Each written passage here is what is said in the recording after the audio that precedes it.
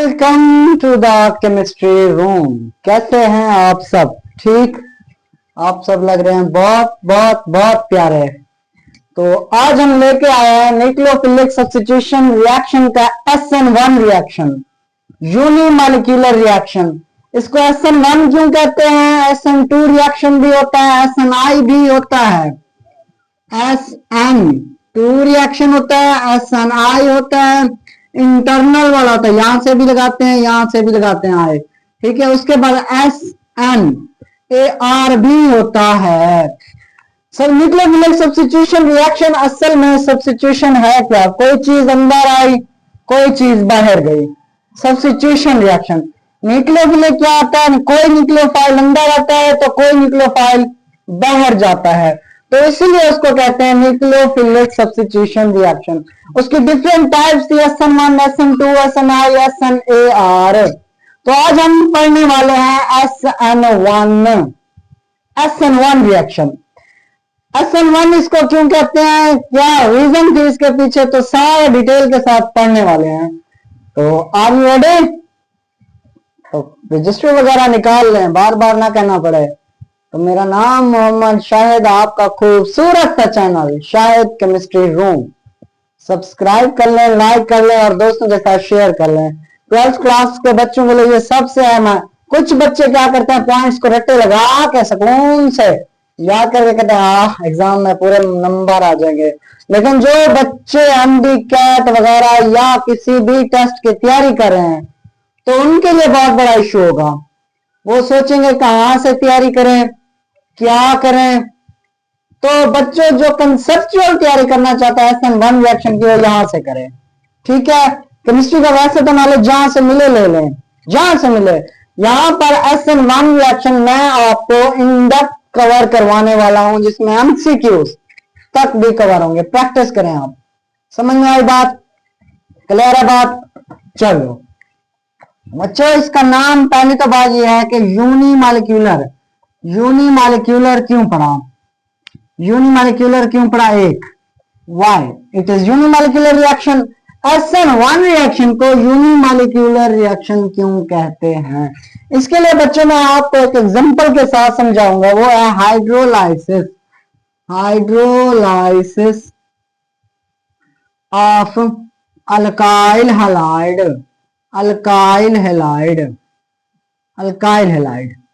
Hydrolysis of alkyl halide है क्या? Hydro means water, lysis means टूटना, of alkyl halide, alkyl halide में water का टूटना।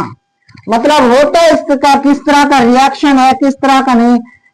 अल्काइल हैलाइड के अंदर आप वाटर लेके आएंगे जिसमें एक न्यूक्लियोफाइल होगा और दूसरे न्यूक्लियोफाइल को छोड़ देगा। कैसे? यहां पे कोई RX है, और याद रखिएगा एक बात, R जो है वो 3 डिग्री है, RX है, वहां पे आना चाहता है वाटर, वहां पे आना चाहता है क्या? वाटर। होगा क्या? यहाँ पे R की जगह ये X की जगह OH प्लस X नेगेटिव यहाँ के हाइड्रोजन से मिलकर HX बना देता है। समझ में आई बात? ये है हाइड्रोलाइसिस ऑफ वाटर, मतलब पानी का टूटना। पानी टूट गया, OH बन गया। ऑफ अल्काइल हैलाइड, साथ में अल्काइल हैलाइड भी टूट रहा है। समझ में आ रही है बात? कैसे हुआ? OH यहां से X रिमूव हुआ, OH अंदर आया। क्लियर है इतनी बात? OH इधर अंदर आया, X रिमूव हुआ। ये जो अंदर आया वो आपका क्या था? न्यूक्लियोफाइल। जो बाहर गया वो भी क्या था? न्यूक्लियोफाइल। बच्चों जो X लीव हुआ इसको कहते हैं लीविंग ग्रुप। क्या कहते हैं? लीविंग ग्रुप का प्रीवियस पूरा वीडियो इंट्रोडक्शन में मैंने कवर करा दिया था न्यूक्लियोफिलिक सब्स्टिट्यूशन रिएक्शन में। क्लियर है बात? क्लियर है? यहां तक ये hydrolysis of water general example लिखी मैंने, जनरल। अगर डिटेल से लिखते हैं होता कुछ यूं है, 3 डिग्री आता है, CH3 होल थ्राइस, यहाँ पे CX, ठीक है, प्लस क्या होता है? H2O, यहाँ पे क्या बना देता है? CH3 होल थ्राइस COH, साथ में रिमूव होता है X नेगेटिव। आई थिंक दिखाई पड़ रहा होगा। हाँ बहुत नीचे चला गया रे बाबू मैं तो। अब दिखाई पड़ रहा है, ठीक है। समझ में आ रही है? यहाँ से सी एक्स रिमूव हुआ, वाटर ओ एच अंदर आया, एक्स नेगेटिव उधर चला गया, सी एक्स का बॉन्ड टूटा, एक्स रिमूव हुआ और ओ एच इधर अंदर आ गया, ओ एच। समझ में आई बात? समझ में आई? ये जनरल रिएक्शन है, ये 3 डिग्री, ये भी 3 डिग्री। अब थोड़ा इसको डिटेल से पढ़ते हैं भाई, अल्काइल हैलाइड का हुआ क्या। नोट कर लिया, जनरल रिएक्शन नोट कर लिया, नोट कर लिया। पॉइंट्स पढ़ते हैं, SN1 रिएक्शन के पॉइंट्स पढ़ते हैं, सब्र करें, समझ ले थोड़ा सा। अच्छा, यहां पर रहते हैं hydrolysis, hydrolysis of alkyl halide, hydrolysis of alkyl halide. अच्छा, हाइड्रोलाइसिस ऑफ अल्काइल हैलाइड बच्चों होता को यूं है, CH3 होल थ्राइस 3 डिग्री वाला कार्बन, यहाँ पे एक्स आप कोई भी लगा सकते हैं, क्लोरीन, फ्लोरीन, ब्रोमीन, आयोडीन, कुछ भी, इट्स योर ओन चॉइस, ये आपको दे देगा। ये वाला है, होता क्या है ये वाला, फिर प्लस H2O। अच्छा, H2O रिएक्ट करता है, जब यहां से OH आता है, X यहां से रिमूव हो जाता है, तो CH3 होल थ्राइस, यहां पे COH प्लस X नेगेटिव। आपकी नजर में यही बन रहा है, इज इट क्लियर? ऐसे बनता है ना, यहाँ पे H, सॉरी यहाँ पे OH, आपकी नजर में यहाँ से OH है, ये X बांड टूटा, ऐसे बनता है। क्लियर है? नजर आ रहा है? ऐसे बनता है। यहां तक समझ आया? ये ओवरऑल रिएक्शन लिखा। बच्चों रियल में ऐसे नहीं होता, एग्जैक्टली जो होता है वहां पे सबसे पहले क्या होता है, सबसे पहले क्या होता है, यहां पर आपका CX बांड टूटता है। यहां पे बांड लगाए ना लगाए आपकी अपनी मर्जी है। CX बांड टूटता है, CH3 whole thrice CX bond टूट के CH3 होल थ्राइस को मैं इस तरह लिख सकता हूं, CH3 यहां पे आएगा पॉजिटिव प्लस X नेगेटिव। ये है स्टेप 1। ये क्या है? Step 1 reaction. अच्छा, स्टेप 2 में क्या होता है? स्टेप 2 में बच्चों ये होता है, यहां पे जो कार्बोकेटाइन बना CH3, यहां पे CH3 पॉजिटिव प्लस क्या आता है, जो आपने वाटर यूज किया वो H2O, यहां से आपका ये इधर अटैक करता है। क्या करता है? ये लोन पेयर अटैक करते हैं किस पे? कार्बोकेटाइन पे। फिर क्या होगा? CH3 यहां पे CH3, यहां पे फिर क्या बनेगा? OH positive. फिर यहां से वाटर अटैक करेगा H2O जब रिएक्ट करेगा तो ये वाला यहां से हाइड्रोजन ले लेगा, तो बनेगा क्या आपका? CH3, ओहो, CH3 COH। क्लियर है? दिखाई पड़ रहा है?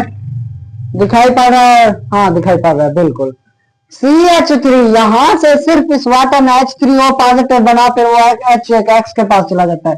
यहां तक ये वाला प्रोडक्ट बना है आपके पास, ये वाला। यहां पे चेक करें आपने, एक तो आपने लिया R जो था 3 डिग्री था, यहां पे अगर मैं लिख दूं R is equal to 3 degree, ये क्यों लिया? आपका स्टेबल कार्बोकेटाइन बने 3 डिग्री, मतलब यहाँ पे जो इंटरमीडिएट बन रहा है वो क्या बन रहा है? कार्बोकेटाइन। एक बात, और यहाँ पे जो सॉल्वेंट यूज कर रहे हैं वो है polar protect solvent. Polar protect solvent जो प्रोटॉन दे दे, एक तो वो पोलर होना चाहिए, दूसरा प्रोटॉन देने वाला। पोलर प्रोटेक्ट सॉल्वेंट ये वाला, ये सॉल्वेंट के तौर पे भी काम कर रहा है H2O, और आपका एज ए न्यूक्लियोफाइल भी काम कर रहा है। इन सब में हमारा ये रिएक्शन लिखा, इन सब का पढ़ने का मकसद क्या था? ये सब first step reaction, second step reaction. First step में क्या हुआ? कार्बोकेटाइन जनरेट हुआ, X अलग हो गया यहां से, ठीक है। सेकंड स्टेप में क्या हुआ? सेकंड स्टेप में ये कार्बोकेटाइन था, इसके ऊपर वाटर ने अटैक किया, वाटर इसके साथ जुड़ गया और कार्बोकेटाइन ये पॉजिटिव चार्ज ऑक्सीजन पे आ गया। यहां से H2O दोबारा आते अपने लोन प्यारा हाइड्रोजन से ले लेता है, या हाइड्रोजन को यहां से छीन लेता है, तो H3O पॉजिटिव बन जाता है। लेकिन जो इसका OH बचता है, ये वाला H और O, ये वाले तो वैसे रह गए, जो ये रह गए ये आपका मेन प्रोडक्ट होता है, ये आपका क्या होता है, मेन प्रोडक्ट। बाद में H3O पॉजिटिव जो बना X नेगेटिव के साथ मिलकर H2O प्लस HX बना देता है। लेकिन ओवरऑल प्रोडक्ट आपका ये है, समझ में आई। अच्छा बच्चों, इसको पढ़ क्यों रहे हैं, इसको पढ़ इसलिए रहे हैं, यूनिमॉलिक्यूलर रिएक्शन SN1 रिएक्शन क्यों होता है, इसकी रीजन ये है। पहला पॉइंट इसका बच्चों ये गौर करें, इंटरमीडिएट इसका जो RDS है, इसका RDS क्या होता है, rate determining step, slowest step जो होता है वो आपका क्या होता है, RDS आपका क्या होता है, फर्स्ट स्टेप होता है। फर्स्ट स्टेप की ही वजह से इसको कहते हैं यूनिमॉलिक्यूलर रिएक्शन। समझ में आई बात।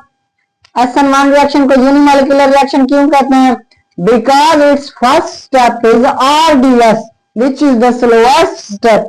In that step carbocation is formed, so it is a unimolecular reaction.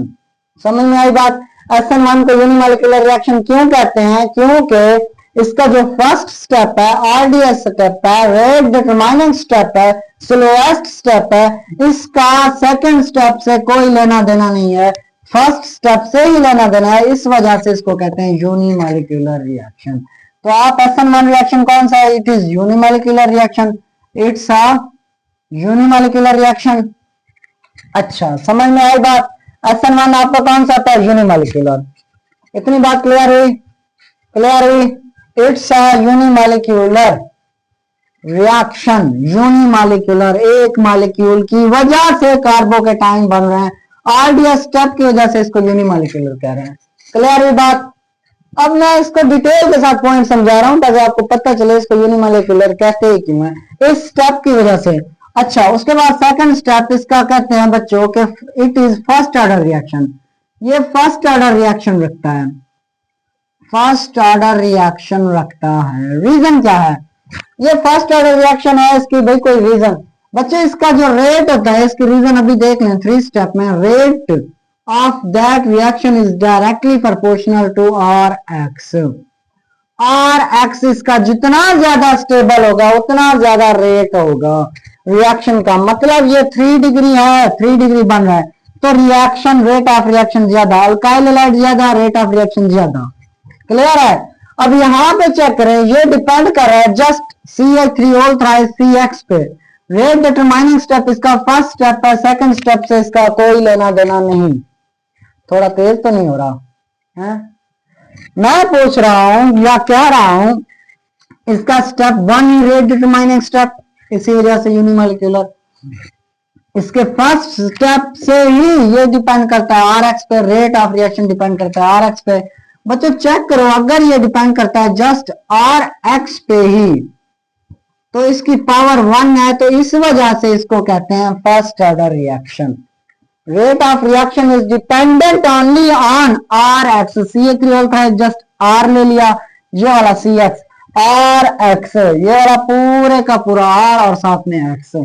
इसकी पावर कितनी होती है, जिसकी पावर ना लिखी हो, जो बच्चे मैथ जानते हैं, थोड़ा बहुत पढ़ के भी आए हैं, इस क्लास तक आए हैं, लेवल तक, तो उसको पता है जिसकी पावर ना लिखी हो उसकी पावर 1 होती है।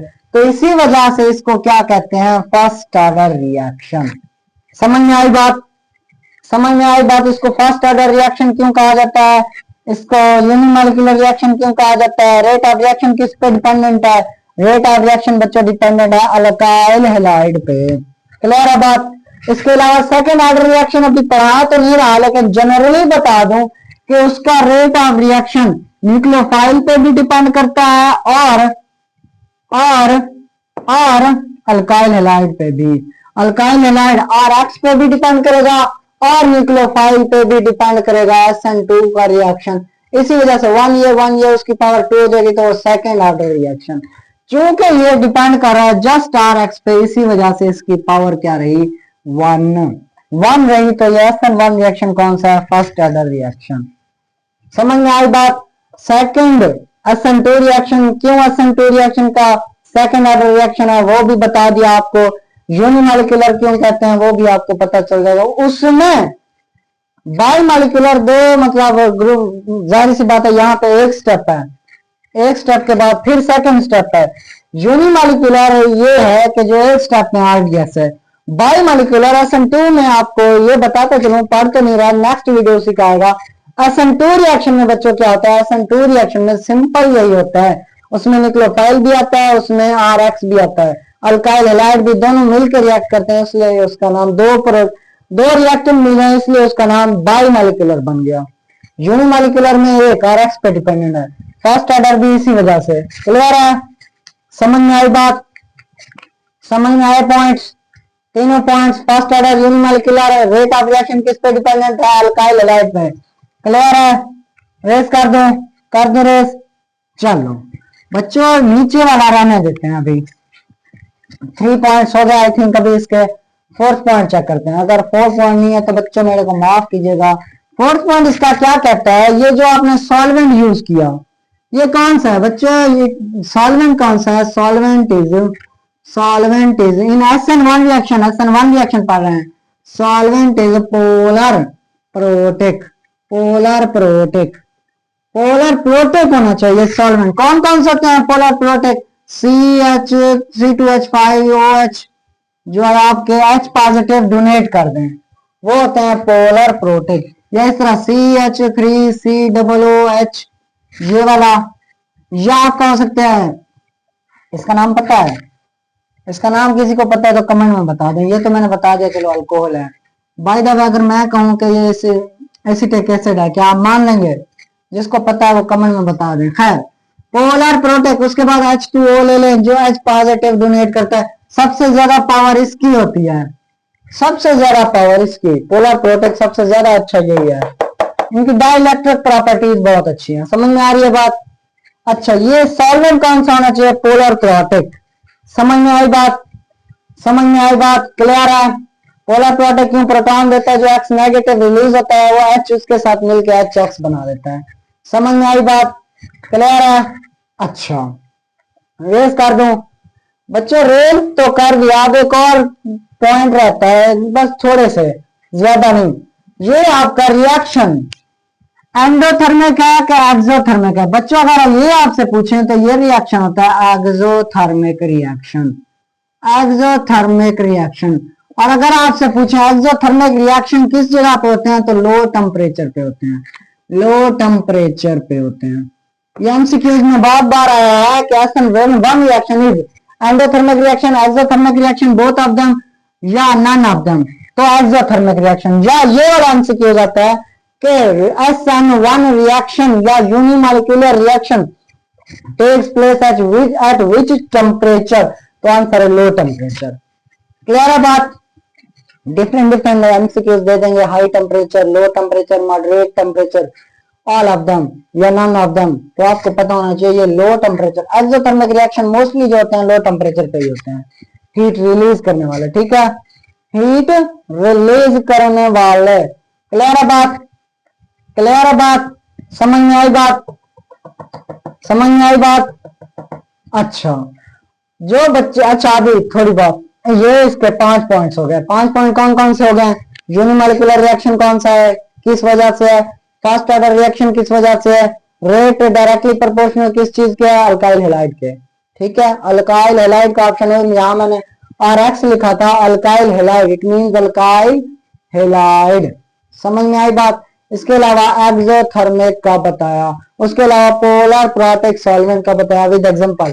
एमसीक्यूज में आता है the polar protic solvents are CH3COOH, H2O, इस तरह और भी एमसीक्यूज दे देते हैं कि C2H5OH, अल्कोहल का कोई, तो आपसे पूछते हैं, आखिर में ऑप्शन देते हैं all of them. Polar protic जो प्रोटॉन दे आखिर में आपको H पॉजिटिव डोनेट कर दे, उसको कहते हैं पोलर प्रोटिक सॉल्वेंट। क्या C6 इस तरह दे दें, C6H6 पोलर प्रोटिक है? अच्छा, आंसर है नो। आप जिसको H को देख के कहेंगे हाँ है, गलत, आंसर है नो। क्लियर है बात? अच्छा, यहां तक तो बात क्लियर हुई, जो 5-6 पॉइंट आपको समझ में आए हैं।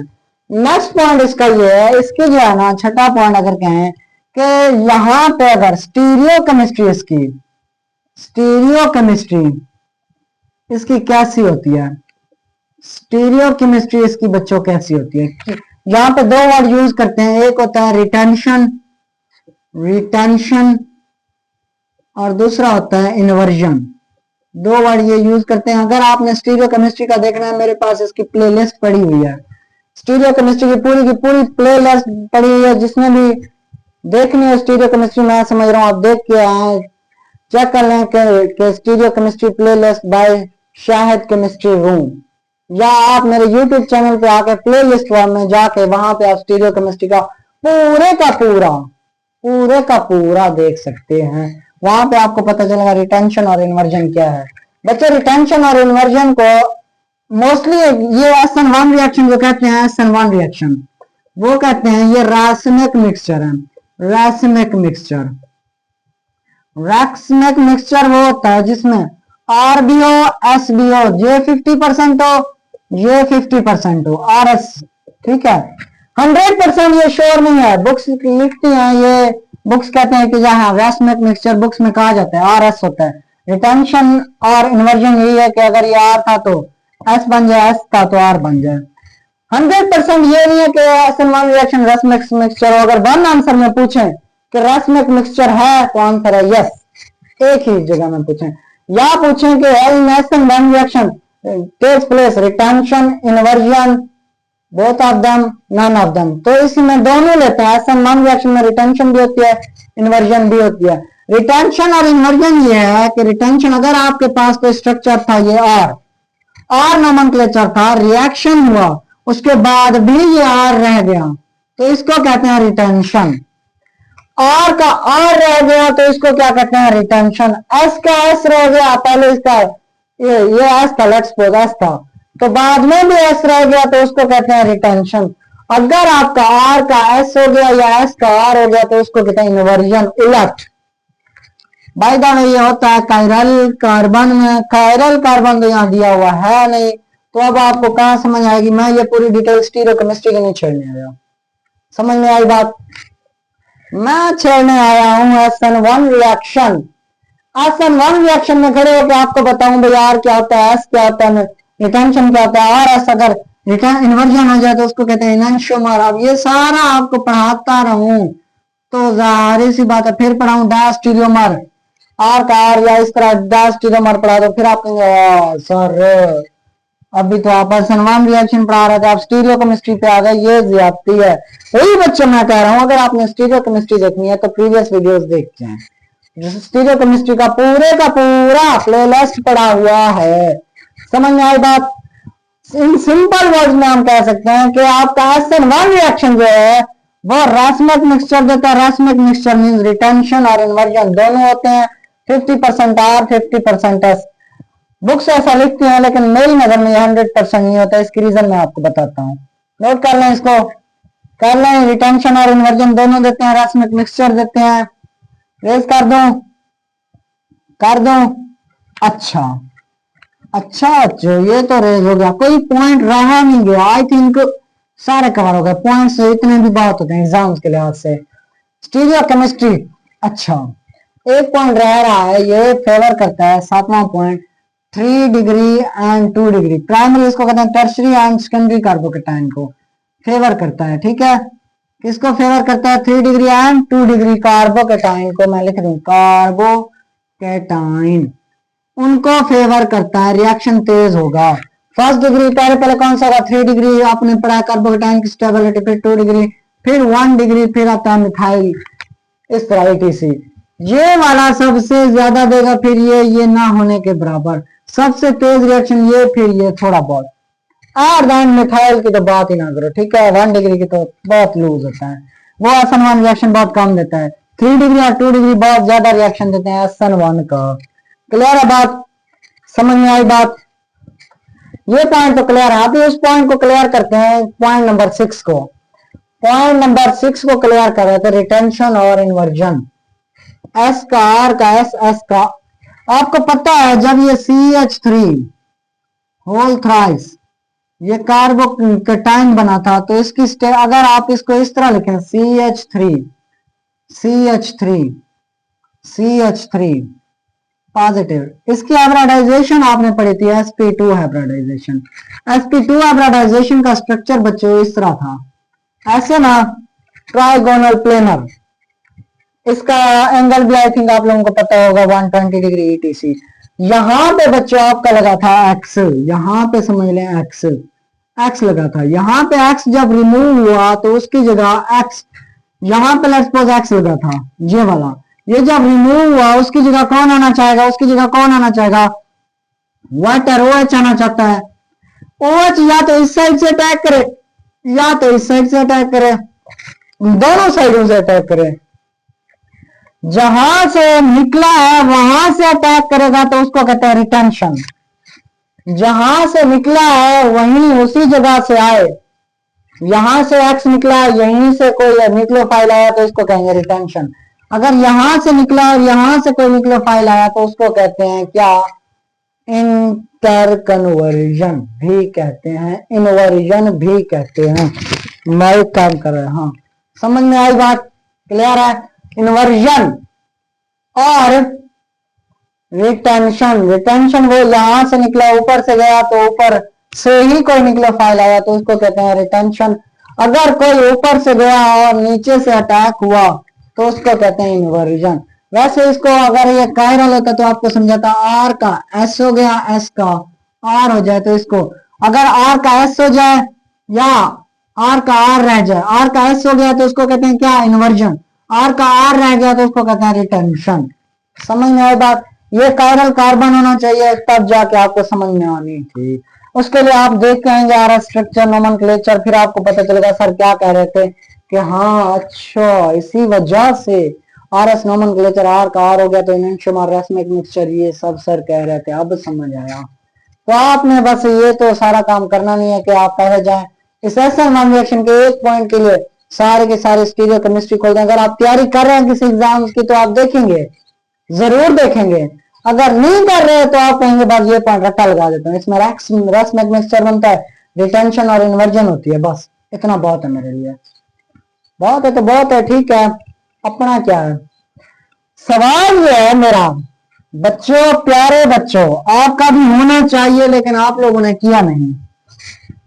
सवाल ये था कि स्टेप 1 में चेक करें, यहां से एक्स रिमूव हुआ, यहां पे कार्बोकेटाइन, इसको पॉजिटिव को क्या चाहिए, नेगेटिव चार्ज। ये भी तो इसके ऊपर दोबारा अटैक कर सकता था लेकिन उसने नहीं किया, वाटर में आके कर दिया। वाई, न्यूक्लियोफाइल से मतलब है ना इस कार्बोकेटाइन को, भाई इलेक्ट्रॉन चाहिए, जो रिमूव हुआ है वही इसके ऊपर दोबारा अटैक कर सकता है कि नहीं कर सकता, तो इसको इलेक्ट्रॉन से मतलब है, चाहे एक्स नेगेटिव से मिले चाहे वाटर से मिले। एक्स नेगेटिव आपका क्लोरीन, फ्लोरीन, ब्रोमीन, आयोडीन कुछ भी हो सकता है। समझ में आ रही है ना बात। वो यहाँ पे दोबारा अटैक तो कर सकता है लेकिन वाटर ने आके अटैक किया, पोलर प्लॉट एक सॉल्वेंट ने आके अटैक कर दिया, जो न्यूक्लियोफाइल के तौर पर भी काम करा है, जो आपका सॉल्वेंट के तौर पर भी काम करा है, उसने आके अटैक कर दिया। सवाल मेरा ये है क्या दोबारा इसने अटैक क्यों नहीं किया। किसी के पास इसका आंसर है तो कमेंट में बता दें, पॉज करके बताएं। चलो शाबाश, बताएं, कमेंट करें। कर लिया, कमेंट कर लिया, चलें बताएं। अच्छा बच्चों रीजन ये है, जो आपका एक्स नेगेटिव रिमूव होता है, एक्स नेगेटिव रिमूव हुआ, ये जो पोलर प्लॉटिक सॉल्वेंट है ये एच ओ एच, ये एच ओ एच, ये एच ओ एच, ये एच ओ एच, ये एच ओ एच, ये वाला जो है ना इसको घेर लेता है वाटर, इसको क्या करता है, घेर लेता है, केज बना लेता है। केज के बनने की वजह से ये इसके ऊपर दोबारा अटैक नहीं करता। मतलब जो आपका एक्स नेगेटिव यहां से रिमूव हुआ, वाटर ने जल्दी से उसको घेर लिया, भाई अब तो तू हमारे हाथ है, अब तो कहीं नहीं जाएगा। ठीक है, वो डायलॉग पुरानी मूवीज का हुआ नहीं करता था, यहाँ आए तो आप अपनी मर्जी से हो लेकिन जाओगे हमारी मर्जी से। पुरानी मूवीज में ऐसे बड़े बड़े इंडिया की मूवीज में डायलॉग हुआ करते थे, मैं भी देखता था। ठीक है, तो ये भी आया तो रिमूव हुआ तो अपनी मर्जी से जाएगा, अब वाटर की मर्जी से। जब तक ये यहाँ है तब तक वाटर अटैक करके अपना प्रोडक्ट बना के ठहर जाता है, कब्जा कर लेता है। भाई अब आपसे कोई पूछे, कोई अच्छा बच्चा पूछे, कोई अच्छा टीचर पूछे, कोई एग्जामिनर पूछे कि एक्स नेगेटिव या जो अल्काइल हेलाइड जो है यहाँ पे हेलाइड रिमूव हुआ है, एक्स नेगेटिव जो भी है रिमूव हुआ है, वहां पे दोबारा ये अटैक क्यों नहीं करता कार्बोकेटाइन पे? रीजन सिंपल से आप लिखेंगे, due to polar protect solvent it form a cage like structure which protects the X negative when a polar product solvent attacks on it, on carbocation. It means on carbocation. मतलब आप कहेंगे कि X negative को ये क्या बना लेते हैं, घेरा बना लेते हैं, इसको केज बना लेते हैं, जिसकी वजह से ये बेचारा उधर दोबारा पहुंच ही नहीं पाता। ये जो एरो लगा दिया, ये एरो इसका लग ही नहीं सकता, निशाना चलता ही नहीं है, कोई बस नहीं चलता। समझ में आई बात? क्लियर ही बात? क्लियर है? Is it okay? बच्चों इसके पॉइंट जितने करवा सकते थे मैंने करवाए। यूनिमॉलिक्यूलर रिएक्शन क्यों होता है, फर्स्ट ऑर्डर रिएक्शन क्यों होता है, एक्सोथर्मिक लो टेम्परेचर ये आपको बताया, रिटेंशन इन्वर्जन बताया आपको, मोस्टली आपको कवर करवा दिया, मोस्टली आपको कवर करा दिया। कार्बोकेटाइन 3 डिग्री का एंड टर्शरी और सेकेंडरी को प्रेफर करते हैं, ये भी आपको बता दिया।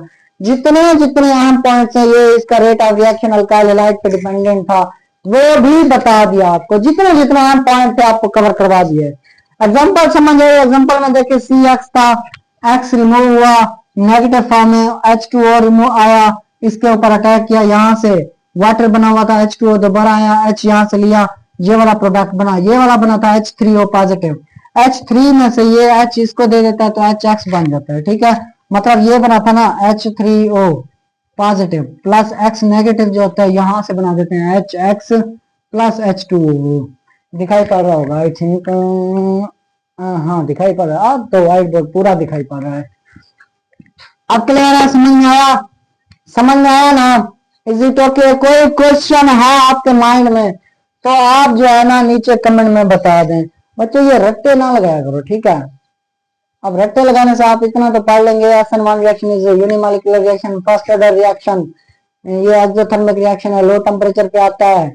इसके अलावा ये टर्शियरी और सेकेंडरी कार्बोकेटाइन को प्रेफर करता है। ये थोड़े थोड़े रट्टे लगा देंगे, रिटेंशन इन्वर्जन या रैसमिक मिक्सचर बनाता है, ये आप रट्टे लगा लेंगे। 50% वो बनता है, 50% वो बनता है, ये रट्टे तो लगा लेंगे। कंसेप्ट नहीं समझ में आने। जो बच्चे गैट की तैयारी कर रहे हैं, जो बच्चे PhD की तैयारी के लिए गैट की तैयारी करते हैं, जो बच्चे आपके प्यारे बच्चों, आप अगर किसी MD कैट की टेस्ट की तैयारी कर रहे हैं तब भी आपको पता होना चाहिए, वहां पे ये नहीं पूछेंगे आपसे, ये नहीं पूछेंगे कि भाई SN1 reaction is unimolecular reaction, आप कहेंगे ये नहीं पूछने वाले आपसे। आपसे ये पूछेंगे कि SN1 reaction is dependent only on which factor, तो आपसे क्वेश्चन कर लेंगे, यहाँ पे चेक करो पहला जो स्टेप में है वही उसी पे डिपेंडेंट है, तो आंसर है अल्काइल हैलाइड। बच्चे अगर रिएक्शन देख के नहीं है तो उनको क्या पता अल्काइल हैलाइड है। क्लियर है बात? क्लियर है? ऐसे छोटे छोटे क्वेश्चन पूछते हैं वो। पोलर प्रोटेक्ट सॉल्वेंट यूज करते हैं, कौन कौन से होते हैं, अल्कोहल दे देते हैं, एसिटिक एसिड दे देते हैं, या कुछ भी दे देते हैं, तो आपसे पूछते हैं बेंजीन दे देते हैं, क्या ये पोलर प्रोटेक्ट सॉल्वेंट है नहीं है? ठीक है, ऐसे क्वेश्चन पूछते हैं। अगर आप तैयारी कर रहे हैं तो बेस्ट है, नहीं कर रहे तो आपको पता। रेज कर दूं? कर दूं? अच्छा अच्छा, उम्मीद है इसके पॉइंट्स आपको समझ में आ गए होंगे। सारे पॉइंट्स तो हो गया, और अब क्या पढ़ाने वाले हैं? पेपर में तो ये SN1 SN2 का डिफरेंस आ जाता है, बस हम खुशी से उछल पड़ते हैं कि सर हम पेपर अच्छा कर आए। बच्चों पेपर तो अच्छा कराओगे, फ्यूचर क्या करोगे? ढोल बजाओगे क्या? ढोल बजाओगे क्या? अच्छा खैर, अच्छे बच्चों पढ़ के आओगे, आपको कंसेप्ट पूरा मिलेगा इधर। ये सवाल आप अगर आगे पढ़ना है तो देखना, अगर आपने जस्ट पॉइंट याद करना तो यहाँ पे क्लोज कर दें, आगे आपका काम नहीं है। जिसने अच्छे बच्चे ने अगर आगे पढ़ना है तो वो पढ़ेगा factors that effect on SN1 reaction, वो वाले फैक्टर जो SN1 रिएक्शन पे इफेक्ट करते हैं, वो कौन से होते हैं? बच्चों पहला है अल्काइल हैलाइड का, अल्काइल हैलाइड। अच्छा, अल्काइल हैलाइड में मैंने आपको पढ़ाया था, याद हो तो, अगर इसके फर्स्ट रिएक्शन में न्यूक्लियोफिलिक सब्स्टिट्यूशन के पहले रिएक्शन में RF, लेट्स सपोज H है यहाँ पे, RF R Cl R Br R I, आपसे पूछा था यहाँ पे कोई न्यूक्लियोफाइल अटैक करता है यहाँ पे रिमूव आपका क्या होगा, F negative, chlorine negative, bromine negative, iodine negative, ये रिमूव हो रहे हैं। क्लियर है? ये मेरा क्वेश्चन ये है कि इनमें से कौन सा रिएक्शन तेज होगा। अल्काइल हैलाइड पे तो डिपेंडेंट है, ये सारे अल्काइल हैलाइड है, सारे के सारे हैलाइड्स लगे हुए हैं। यहाँ पे रिएक्शन तेज कौन देगा बच्चों, जिसका साइज सबसे बड़ा वो रिएक्शन तेज देगा। ये मैंने फर्स्ट वीडियो में बताया था बच्चों, इसमें से बताएं कौन किसका सबसे ज्यादा बड़ा साइज है। आयोडीन का, फिर ब्रोमीन का, फिर फ्लोरीन का, फिर फ्लोरीन का। आयोडीन, ब्रोमीन, क्लोरीन, फ्लोरीन, इस तरह रिएक्शन फास्ट होगा, इस तरह रिएक्शन आयोडीन का सबसे ज्यादा होगा। रेट ऑफ रिएक्शन आयोडीन का सबसे ज्यादा होगा। क्लियर हुई बात अल्काइल हैलाइड की? क्लियर हुई बात, समझ में आई बात? ओके है। अच्छा, उसके अलावा सॉल्वेंट की बात करें अगर, अल्काइल हैलाइड पहला पॉइंट अल्काइल हैलाइड वाला हो गया। सेकंड पॉइंट सॉल्वेंट की बात करें अगर बच्चों, सॉल्वेंट डिपेंड करता है polar protic solvent. Polar protic solvent आपके पास कौन सा होना चाहिए, पोलर प्रोटिक सॉल्वेंट। जितना अच्छा पोलर कंपाउंड होगा पोलर प्रोटिक सॉल्वेंट, जितना आसानी से H पॉजिटिव डोनेट करेगा, उतना अच्छा रिएक्शन होगा SN1 रिएक्शन।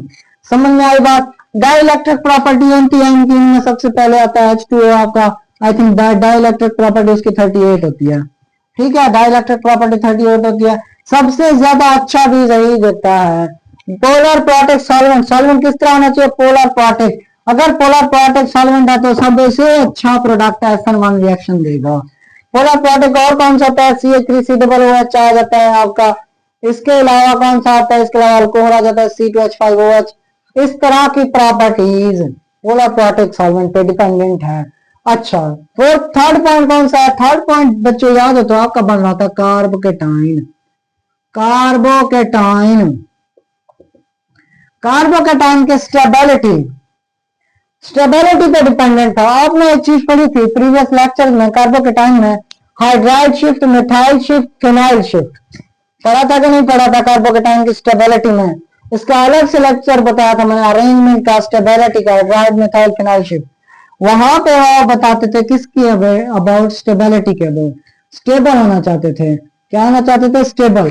बच्चों जब SN1 रिएक्शन की बात करते हैं, SN1 रिएक्शन में वहां पे अरेंजमेंट तो होती है, अरेंजमेंट तो होती है, होगी जरूर होगी, लेकिन उसका RDS से कोई लेना देना नहीं है।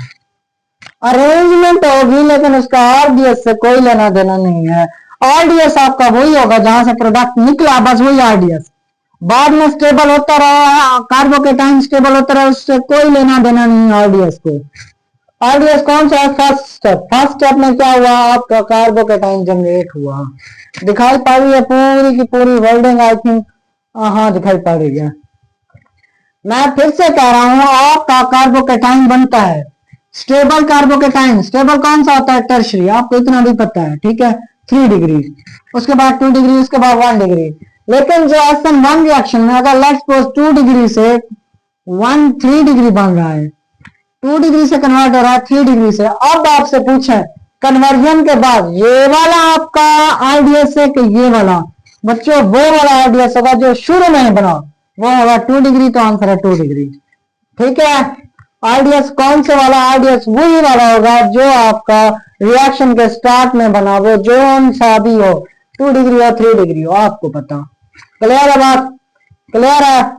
अच्छा, क्वेश्चन करवा लें, प्रैक्टिस करवा लें थोड़ी सी। चलो, हाइड्रोलाइसिस ऑफ वाटर में प्रैक्टिस करवाते हैं बच्चों से, बच्चों से प्रैक्टिस करवाते हैं, प्रैक्टिस करवाते हैं इसमें हाइड्रोलाइसिस। और ये लेट्स सपोज इनमें आपको स्टेबल पूछे कौन सा है, CH3 whole thrice, C positive. अच्छा, CH3 whole twice H, CH, अच्छा पॉजिटिव। आपसे पूछे CH3 CH पॉजिटिव, CH2। आपसे पूछे CH3 पॉजिटिव।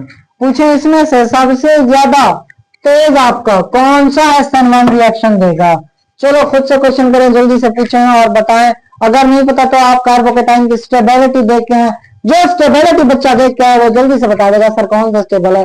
जिसने ये नोट किया पॉइंट पढ़ते हुए कि आपने लिखा था सर टर्शरी और सेकेंडरी प्रेफर करते हैं। टर्शरी जो जितना ज्यादा स्टेबल कार्बोकेटाइन होगा उतना ज्यादा SN1 रिएक्शन होगा। अब जो बच्चा ये सुन के आया है, जो पढ़ के आया है, वो देखेगा अच्छा सर मैं चूना लगा रहे हैं इसका मतलब ये स्टेबल होगा, 3 डिग्री है, ये 2 डिग्री है, ये 1 डिग्री है, ये मिथाइल है, तो सबसे ज्यादा स्टेबल कौन सा होगा, ये वाला, फिर ये वाला, फिर ये वाला, इस तरह। जो बच्चा पढ़ के आया उसको तो पता होगा, जो बच्चा पढ़ के आया उसको तो पता होगा, ठीक है। अच्छा अब भी आगे क्वेश्चन करते हैं। जो कार्बोकेटाइन की स्टेबिलिटी पढ़ के आया है उसको तो पता होगा आंसर। बच्चों इसका बताइएगा मुझे आंसर। पॉजिटिव, ठीक है। पॉजिटिव, ठीक है। अच्छा और इधर पॉजिटिव। आपसे पूछे इसमें से सबसे ज्यादा स्टेबल कौन सा होगा? सब में रेजोनेंस रेजोनेंस रेजोनेंस। बच्चों इसको चेक करो, ये 2 डिग्री है, 2 डिग्री, ये भी आपका 2 डिग्री, ये भी आपका 1 डिग्री। 1 डिग्री की तो बात आखिर में चलेगी। ये चेक करें 2 डिग्री तो है, इसके रेजोनेटिंग स्ट्रक्चर ज्यादा बनेंगे या इसके? यहाँ पे 2 डिग्री के साथ साथ इसको क्या मिल रहा है और कौन सा इफेक्ट मिल रहा है? प्लस आई भी मिल रहा है, हाइपर कॉन्जुगेशन का भी। जो बच्चे मैंने कहा कार्बोकेटाइन की स्टेबिलिटी देख के आया है वो अच्छी तरह से बता देंगे सर ये वाला स्टेबल है, फिर ये वाला, फिर ये वाला। क्लियर है? पहले ये वाला स्टेबल है, इसमें हाइपर कॉन्जुगेशन है, इसमें प्लस आई इफेक्ट है, इसके रेजोनेटिंग स्ट्रक्चर ज्यादा है। ये वाला स्टेबल, फिर ये वाला, फिर ये वाला। क्लियर है? क्लियर है? अच्छा तो इसमें से SN1 रिएक्शन कौन सा तेज देगा? ये, फिर ये, फिर ये, ठीक है। जितना ज्यादा कार्बोकेटाइन स्टेबल उतना अच्छा SN1 रिएक्शन। कार्बोकेटाइन कहाँ स्टेबल? यहाँ स्टेबल, ये अच्छा, ये कम स्टेबल, इसमें थोड़ा का अच्छा, ये तो बिल्कुल 1 डिग्री है, इसमें तो फिर होता तो है, होता है लेकिन इनकी निस्बत बेचारा कमजोर है, गरीब है, ठीक है। समझ में आई बात? हाँ गरीब का मतलब ये नहीं है कि इसके पास हाइपर कॉन्जुगेशन, इसके पास रेजोनेटिंग स्ट्रक्चर नहीं है, इसके पास रेजोनेटिंग इफेक्ट नहीं है गरीब से मुराद ये है ये अमीर है, इनके पास ज्यादा ताकत है, ये अमीर है, ये अमीर है। समझ में आई बात? ये है 2 डिग्री प्लस हाइपर कॉन्जुगेशन, ये 2 degree no effect, just resonating structure, ये 1 डिग्री, और 1 डिग्री वाला ज्यादा होगा 2 डिग्री वाला। सिंपल से क्वेश्चन, ठीक है। रेस कर दूं? अच्छा रेस कर दिया बच्चों। लास्ट में एक एमसीक्यूज कवर करवाया जाता हूं जो मोस्टली एग्जाम्स में आता है, मोस्टली एग्जाम्स में आता है। अच्छा इस तरह का आ जाए, यहाँ पे बी आर, यहाँ पे बी आर। आप पूछे इनमें से, यहाँ पे लगा दूं मैं, अच्छा यहाँ पे डबल बॉन्ड, यहाँ पे डबल बॉन्ड, यहाँ पे पूछे आपसे कौन सा सबसे ज्यादा hydrolysis of water in alkyl halide या SN1 रिएक्शन देगा। बच्चे ये इस तरह के दे देना तो इसका मतलब ये है ये रिमूव हो रहा है आपका, ये निकलेगा ना, रिमूव होगा। यहाँ पे आएगा क्या? Positive charge. B R negative एक पहले स्टेप में क्या होता था? हैलाइड रिमूव होता था, यहां से ये निकलेगा तो यहाँ पे क्या बनेगा? Positive charge. ऐसे ये पॉजिटिव चार्ज, ये पॉजिटिव चार्ज। इसको चेक करें बच्चों, ये आपका 2 डिग्री, इसको चेक करें ये 3 डिग्री, इसके पास भी रेजोनेंस है, इसके पास भी रेजोनेंस है, ये 2 डिग्री रेजोनेंस, ये 3 डिग्री रेजोनेंस। तो बच्चों बताओ SN1 रिएक्शन कौन सबसे ज्यादा देगा? हाँ अच्छे अच्छे बच्चे बताएंगे कि सर ये 3 डिग्री वाला ज्यादा देगा, इसके बाद रेजोनेंस है, रेजोनेंस रेजोनेंस के साथ खत्म। ये 3 डिग्री 2 डिग्री आपस में कंपीट करेंगे, 3 डिग्री जीत जाएगा, बस बात खत्म। माइक जवाब तो नहीं दे गया, जो नहीं चल रहा है। अच्छा क्लियर है? क्लियर है? लाइट नहीं है असल में, माइक की बैटरी नहीं थी तो इसलिए बार बार चेक कर रहा हूँ। लाइट सुबह से नहीं है तो वीडियो भी तो आपको देना था ना। क्लियर है? क्लियर है? एक क्वेश्चन छोड़े जाते हैं एमसीक्यूज में, अगर कभी आ जाए तो भूलिएगा मत बच्चों। ये आपका जो होता है CH2 डबल बॉन्ड CH2, यहाँ पे पॉजिटिव लगा दूं अगर, इसको क्या कहते हैं? इसको कहते हैं विनाइलिक। विनाइलिक कार्बोकेटाइन, ठीक है, विनाइलिक कार्बोकेटाइन, विनाइलिक कार्बोकेटाइन। अच्छा, इसको अगर बता दूं CH2 डबल बॉन्ड CH3 या CH2 पॉजिटिव लगा दूं, या इस तरह बेंजीन रिंग के साथ। बच्चों इस तरह अगर आ जाए double bond double bond double bond यहाँ पे, तो एक विनाइलिक और दूसरा होता है अलाइलिक। अलाइलिक अलाइलिक वाला आई थिंक अलाइलिक सब्स्टिट्यूशन में मैंने बहुत ज्यादा पढ़ाया हुआ है, इसका अलग से टॉपिक है। अलाइलिक और विनाइलिक में आपका क्या नहीं होता, आपका SN1 रिएक्शन नहीं होता, SN1 रिएक्शन नहीं होता। एग्जांपल मैंने बताया, जस्ट स्टेबिलिटी की बुनियाद पे बताई थी कि आपको 1 डिग्री 2 डिग्री 3 डिग्री का पता होना चाहिए। अलाइलिक और विनाइलिक कार्बोकेटाइन पे SN1 रिएक्शन नहीं होता, ये नोट कर ले बस, ठीक है। इसको नोट कर लिया तो ला जिंगा लाला, बाकी सारा मजे करें आप। समझ में नहीं आया अब तो फिर से देखें वीडियो, ठीक है। तैयारी करें, अच्छे से तैयारी करें, दोस्तों को शेयर करें, ठीक है। दोस्तों को शेयर करें कि सर अच्छा पढ़ा रहे हैं, सर की बात सुने, समझें, MCQs की तैयारी करें, PPSC की तैयारी करें, MD-CAT की तैयारी करें, INTS की तैयारी करें, गैट केमिस्ट्री PhD की तैयारी करें तो उसकी तैयारी करें। नीट जेईई जितने भी एग्जाम्स हैं, इंडिया वाले भी देख रहे हैं मेरे को, तो जितने अच्छे अच्छे हैं आप MCQs बना सकते हो, बनाते जाओ, ठीक है। तो शेयर कर लो। मोहम्मद शायद आपका प्यारा सा कटिंग कराई है, आप भी बहुत प्यारे लग रहे हो, मुझे पता है आप तो मेरी तारीफ करने वाले हो नहीं, ठीक है। पढ़ाई करते रहें, all the very best, Allah Hafiz.